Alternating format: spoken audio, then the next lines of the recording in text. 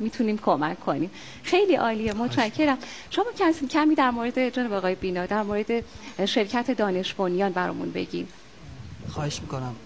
الان ما ثبت اختراعاتی که انجام دادیم، مثلا تو حوزه‌های فناوری که داریم انجام میدیم، بالاخص مثلا بحث پتروشیمی یک معضل 60 ساله بود که با اینو حل کردیم. حالا تو حوزه‌های دیگه هم وارد شدیم و مجموعه ما در کل تقریبا 100 تا ثبت اختراع داریم.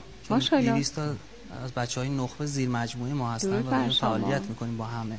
به صورت تیم ورکی کار میکنیم و به صورت شخصی نیست، یعنی تمام ثبت اختراعات ما به صورت مشترکه، چون با همکاری همدیگه یک مسئله رو میایم حل میکنیم که به اون ثبت اختراع و یه ایده جدید دست پیدا میکنیم.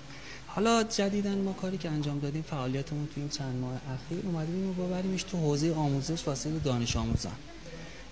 ما میخوایم که یک دانش آموز بیاد یک ایده پرداز خوبی بشه که این ایده تبدیل بشه به ثروت. یکم میکروفون رو بالاتر میگین لطفاً. این ایده تبدیل بشه به ثروت، چون میشه کار کرد روی دانش آموزان، حالا بچه‌ها توی سنین مختلف یا حتی افراد مختلف، چون یه ایده نیاز به علم خاصی نداره، شاید توی ذهن هر کسی بیاد و بتونن اون ایده رو اجرا کنن. مهم ترین مسئله ایده پردازی اینه که ما بتونیم اون رو ثبت کنیم و اجراش کنیم که به ثمر برسه.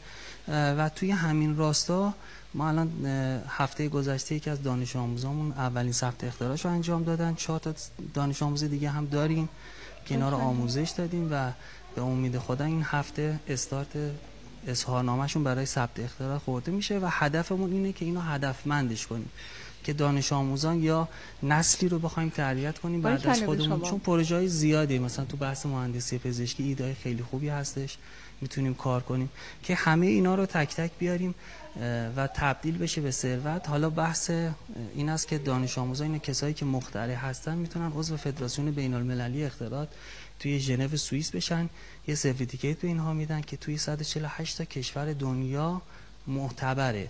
الان مثلا کشورهای مختلف الان روی استارتاپ ویزا میان ویزا میدن که این دانش آموزا یا این نخبه ها رو جمع کنن، چون شما ببینید ایده کوچیک شاید تبدیل به یه ثروت خیلی بزرگی بشه.